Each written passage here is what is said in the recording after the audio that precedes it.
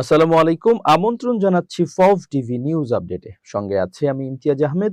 শুরুতেই সংবাদ শিরোনাম। ইরান যুদ্ধ নিয়ে ভেঙে পড়েছেন ট্রাম্প, উল্টাপাল্টা সিদ্ধান্ত নিচ্ছেন। ইরানের হামলায় বেকায়দায় আরব আমিরাত, ফুরিয়ে আসছে প্রতিরোধ ব্যবস্থা। ইরান যুদ্ধ নিয়ে ভয়াবহ বিপাকে ভারত। এবার একসঙ্গে নিরাপত্তা পরিষদের দুই প্রধানকে হারালো ইরান। বাংলাদেশের অভ্যন্তরীণ বিষয়ে চীনের হস্তক্ষেপ, যা বললেন জামায়াত। এবার বিস্তারিত। মাত্র এক সপ্তাহ আগে প্রেসিডেন্ট ডোনাল্ড ট্রাম্প যুক্তরাজ্যকে মধ্যপ্রাচ্য রণতরী না পাঠানোর পরামর্শ দিয়ে বলেছিলেন ইরান যুদ্ধে তিনি এরই মধ্যে জয়ী হয়েছেন এবং যুক্তরাজ্যের রণতরীর সহায়তা তার লাগবে না। কিন্তু সেই দাবির রেশ কাটতে না কাটতেই এখন তিনি আমেরিকার বিশেষ সম্পর্ক থাকা মিত্র দেশ, ন্যাটোভুক্ত রাষ্ট্র এবং এমনকি চীনের প্রতিও আহ্বান জানাচ্ছেন কৌশলগতভাবে গুরুত্বপূর্ণ হরমুজ প্রণালী উন্মুক্ত করতে রণতরী পাঠানোর জন্য। ট্রাম্পের এই আকস্মিক অবস্থান পরিবর্তন এবং এরই মধ্যে যে যুদ্ধে তিনি জিতে গেছেন বলে ঘোষণা দিয়েছেন, সেই যুদ্ধে এখন কেন বিদেশি সহায়তার প্রয়োজন দেখা দিচ্ছে, এ প্রশ্নটি জোরালো করে তুলেছে ওয়াশিংটন। আসলে ইরান এই সংঘাত থেকে বের হওয়ার কোনো স্পষ্ট পথ খুঁজে পাচ্ছে কিনা।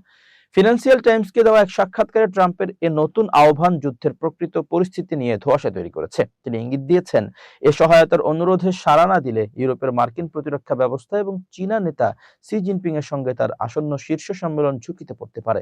ট্রাম্প বারবার বিজয়ের দাবি করলেও বাস্তব চিত্র বলছে ভিন্ন কথা। ইরান কার্যত হরমুজ প্রণালী বন্ধ করে দেওয়ায় বিশ্বজুড়ে জ্বালানি সংকট তৈরি হয়েছে এবং তেলের দাম অস্বাভাবিক বৃদ্ধি পেয়েছে, যা খোদ আমেরিকার অভ্যন্তরীণ রাজনীতিতে ট্রাম্পের অবস্থানকে দুর্লভ করেছে। ইরানের ক্ষেপণাস্ত্র ও সামুদ্রিক ড্রোন মোকাবেলা এবং মাইন অপসারণের কাজ অত্যন্ত সময় সাপেক্ষ এবং জটিল। এ পরিস্থিতি সামাল দিতে ট্রাম্প এখন বিদেশি নৌবাহিনীর উপর নির্ভর করতে চাইছে। প্রশাসনের উচ্চপদস্থ কর্মকর্তারা জনমনে ও বিশ্ববাজারে যুদ্ধের সমাপ্তি নিয়ে আশার বাণী শোনালেও সেখানে যথেষ্ট বৈপরীত্য রয়েছে। জাতিসংঘে মার্কিন রাষ্ট্রদূত মাইক ওয়াল্চ সিএনএন-কে দেওয়া এক সাক্ষাৎকারে বলেন, আধুনিক সামরিক ইতিহাসের অনন্য বিজয় বলে বর্ণনা করলেও মার্কিন সেনারা ঠিক কবে নাগাদ দেশে ফিরবে সে বিষয়ে কোনো সুনির্দিষ্ট সময়সীমা দেননি। অন্যদিকে জ্বালানি মন্ত্রী ক্রিস রাইট আশা প্রকাশ করেছেন যে আগামী কয়েক সপ্তাহের মধ্যে এই সংঘাতের অবসান ঘটবে। কিন্তু ইসরায়েলের পক্ষ থেকে জানানো হয়েছে যে ইরানের সামরিক ও গোয়েন্দা লক্ষ্যবস্তুগুলোতে তাদের ধ্বংসাত্মক বিমান হামলা আরো অন্তত ৩ সপ্তাহ চলতে পারে। ইসরায়েল দীর্ঘস্থায়ী যুদ্ধে অভ্যস্ত হলেও মার্কিন ভোটার ও নেতাদের জন্য এ অনিশ্চয়তা উদ্বেগের কারণ হয়ে দাঁড়িয়েছে। ট্রাম্পের জন্য আরেকটি বড় মাথা ব্যথার কারণ হলো ইরানের পারমাণবিক কর্মসূচি। গত বছর তিনি এই কর্মসূচি ধ্বংস করার দাবি করলেও তেহরানের কাছে এখনো সমৃদ্ধ ইউরেনিয়ামের বিশাল মজুত রয়েছে বলে মনে করা হচ্ছে।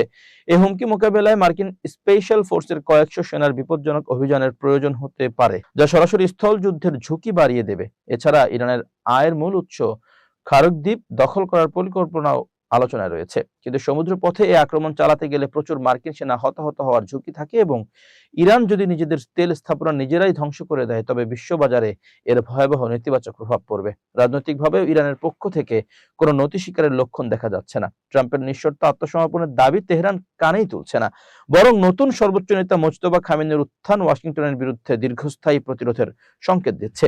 ডেমোক্রেটরা অভিযোগ করছেন, কোন সুস্পষ্ট প্রস্থান কৌশল ছাড়াই ট্রাম্প এ যুদ্ধ শুরু করেছেন এবং ইরাক বা আফগানিস্তানের মতো আরো একটি চিরস্থায়ী যুদ্ধের চোরাবালিতে আমেরিকাকে আটকে ফেলেছেন।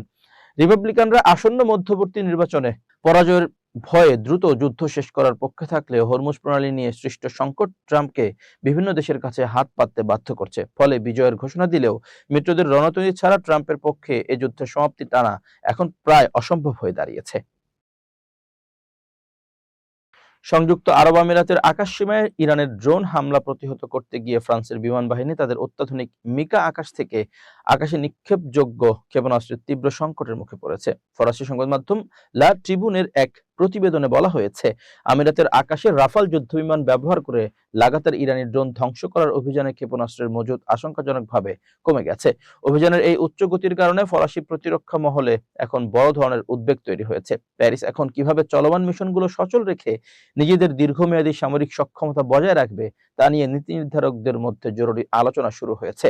গত 28 ফেব্রুয়ারি ইরান লক্ষ্য করে ইসরায়েল ও যুক্তরাষ্ট্রের যৌথ সামরিক হামলার পর থেকেই পুরো মধ্যপ্রাচ্যের রণক্ষেত্রে পরিণত হয়েছে। হয়েছে। সেই অভিযানে ইরানের তৎকালীন সর্বোচ্চ নেতা আয়াতুল্লাহ আলী খামেনি সহ এই পর্যন্ত প্রায় 1300 জনেরও বেশি মানুষ নিহত হয়েছেন।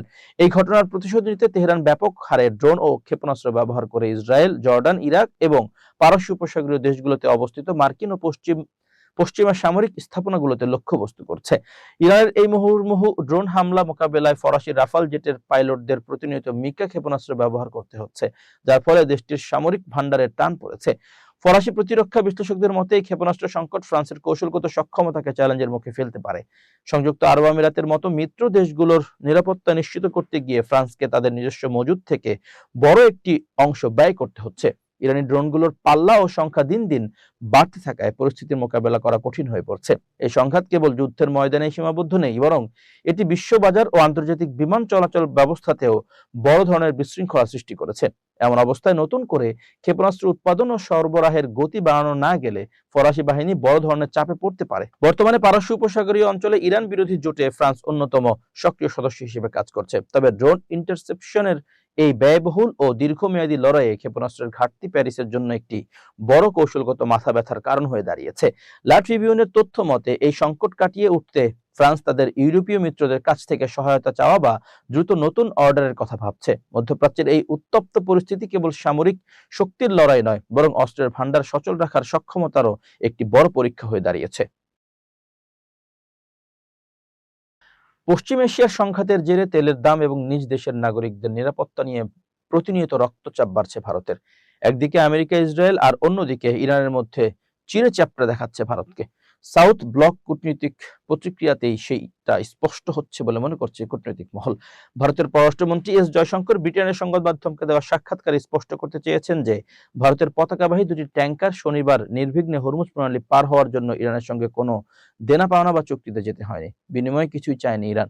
পশ্চিমকে বার্তা দিয়ে জয়শঙ্করের বক্তব্য, এটা দেনা পাওনার বিষয় না, আমাদের একে অপরের সঙ্গে বোঝাপড়ার ইতিহাস রয়েছে, তার ভিত্তিতে ইরানের সঙ্গে কথা বলেছি। হরমুজ জট কাটাতে কূটনীতির উপরেই জোর দিয়েছে জয়শঙ্কর।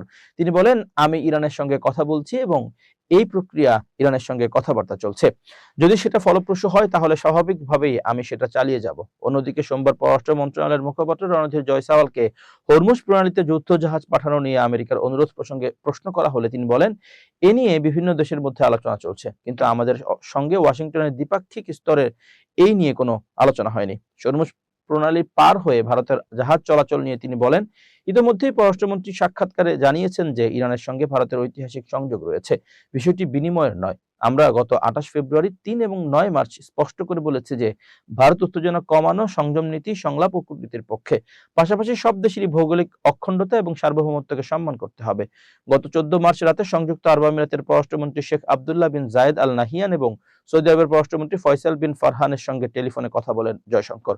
তাদের আলোচনায় ভারতের জ্বালানি নিরাপত্তা বিশেষ গুরুত্ব পায়। পাশাপাশি ইরানের পররাষ্ট্রমন্ত্রী আব্বাস আরাগচির সঙ্গেও গত কয়েকদিনে 4 বার ফোনে কথা হয়েছে জয়শঙ্করের। সেখানে হরমুজ প্রণালীতে আটকে থাকা ভারতের জাহাজের বিষয়টি গুরুত্ব পায়। কংগ্রেসের প্রধান মুখপাত্র জয়রাম রমেশ অবশ্য এরই মধ্যে দাবি করেছেন যে ইসরায়েল এবং আমেরিকার পায়ে নুয়ে পড়ে ব্রিক্স গোষ্ঠীর গুরুত্ব হানি করেছে মোদী সরকার। তার কথায় 2025 সালে ইরানের উপর আমেরিকার হামলার পর যৌথ বিবৃতি দিয়েছিল ব্রিক্স। সে সময় ব্রাজিল ছিল ব্রিক্সের সভাপতি, কিন্তু 2026-এর সভাপতি ভারত সেই সাহস দেখাতে পারল না। জয়রামের অভিযোগ, ডোনাল্ড ট্রাম্প এবং বেনিয়ামিন নেতানিয়াহুকে খুশি করার জন্য নরেন্দ্র মোদী ব্রিক্স সভাপতির গুরুত্বকে অবমূল্যায়ন করেছেন।